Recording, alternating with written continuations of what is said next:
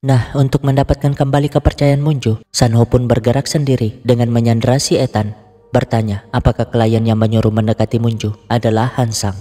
Namun Ethan berkata bahwa setahunya dia, kliennya adalah wanita Amerika bernama Stella Young. Dan daripada mati, Ethan pun setuju membantu Sanho untuk mencari keberadaan wanita itu. Besoknya, mereka membawa Munju ke tempat yang aman, di mana Anderson sudah menunggu via online, karena dia juga baru menemukan fakta tentang kapal selam tersebut.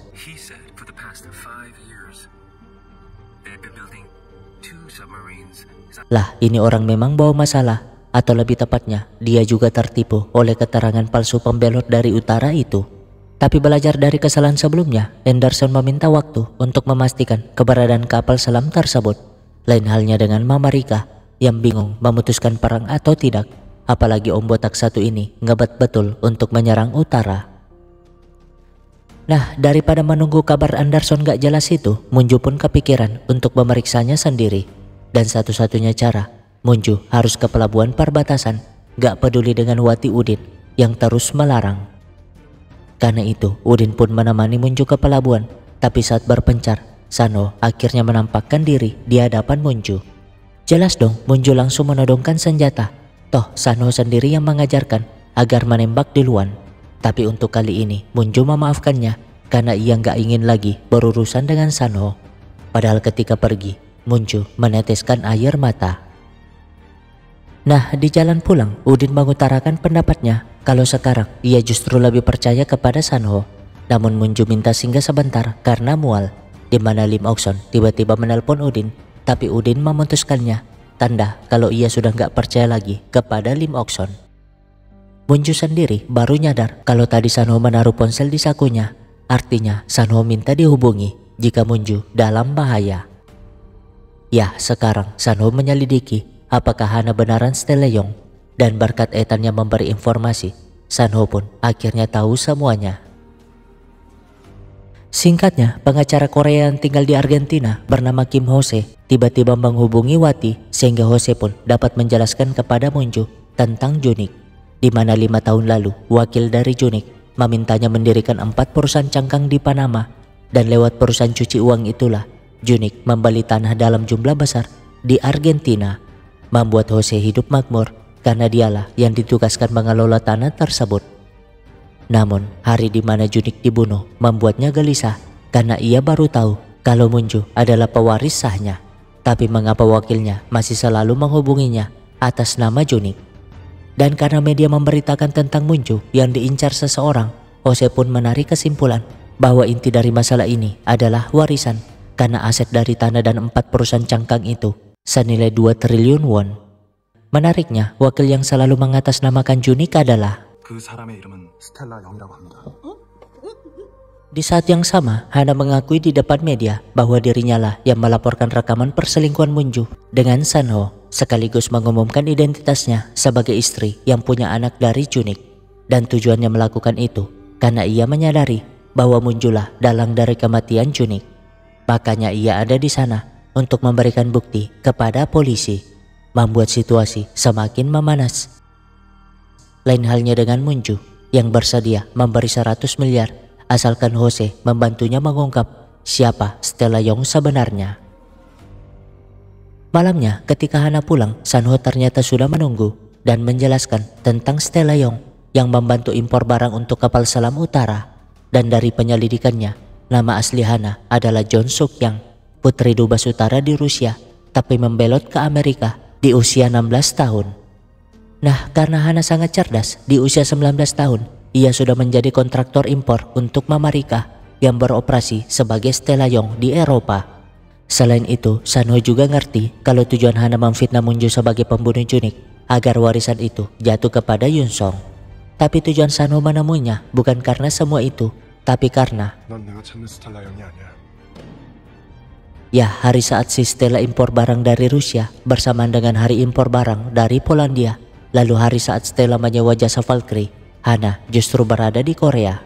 Artinya ada 2 Stella Young dan Hana bergerak sebagai Stella karena disuruh oleh Stella yang asli. Jelas dong Hana nggak ada pilihan selain meminum obat bunuh dirinya, tapi Sanho nggak membiarkan itu. berjanji akan melindungi Hana asalkan membocorkan siapa Stella yang asli.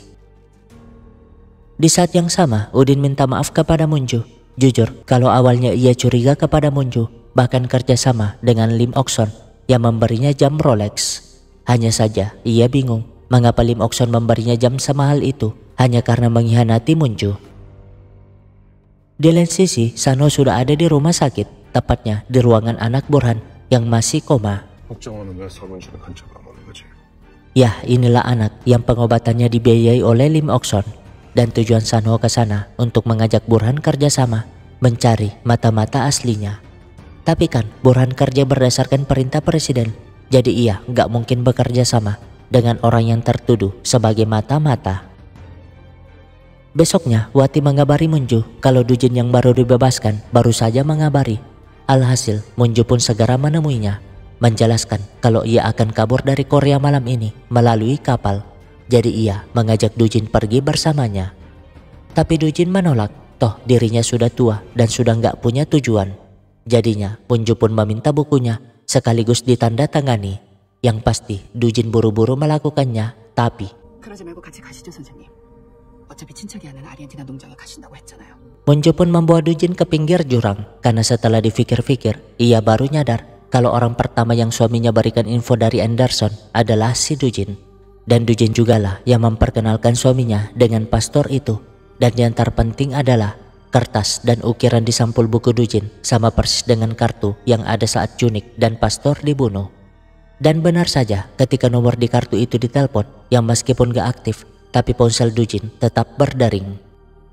Alhasil, Dujin pun ngaku kalau dia adalah sekretaris badan intelijen yang sudah nyamar puluhan tahun dan berhasil menangkap banyak mata-mata utara, termasuk Junik yang sudah ia selidiki selama bertahun-tahun setelah menemukan bukti terpercaya dari Junsang.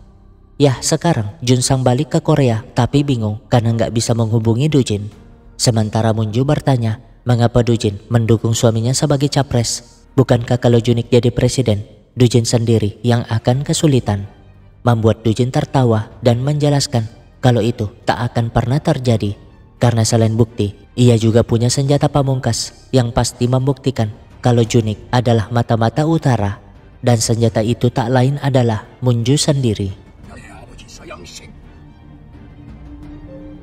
Jadi dulu, ayah Munju adalah tentara utara yang nyamar sebagai penambang di Jerman.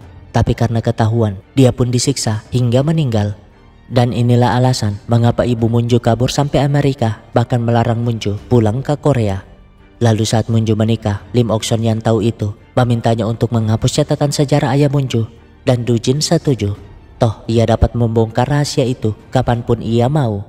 Intinya, Munju akan ditangkap dan dikenang sebagai putri mata-mata yang pulang kampung untuk balas dendam dan ingin jadi presiden untuk menggulingkan selatan. Dan fakta paling mencegangkannya adalah Dujinlah yang melaporkan ayah Munju dulu.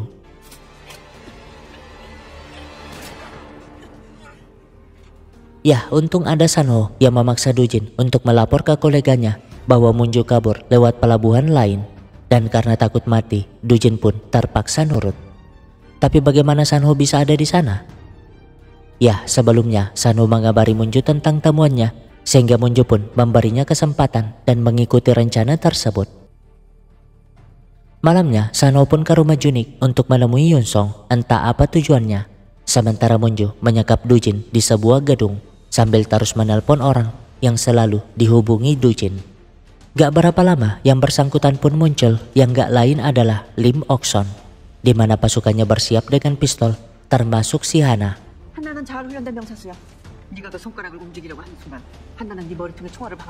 Padahal kan mereka nggak sadar dengan CCTV karena sebenarnya itu adalah jebakan yang dibuat Munju untuk mengumpulkan bukti, di mana Udin bersiap di dekat sana, sedangkan Wati bersiaga di kapal. Munju pun bertanya apakah benar Lim Okson dalam pembunuhan Junik, namun mak lampir ini malah nggak peduli dan menyuruh Hana segera menembak. Tapi Hana malah terdiam karena ia mengingat saat Junik menuduhnya sebagai Stella Yong dulu, sehingga ia meminta Junik untuk membuka laci rahasia itu yang membuktikan kalau Stella Yong yang asli bukan dirinya. Dan itu jugalah yang dijelaskan Hana kepada Sanho sebelumnya, di mana sekarang karena percaya kepada Sanho, Hana pun menodong Lim Okson Begitupun dengan Udin yang masuk. Ya, Hana beneran cinta mati kepada Junik, makanya ia rela mengkhianati Lim Okson demi balas dendam.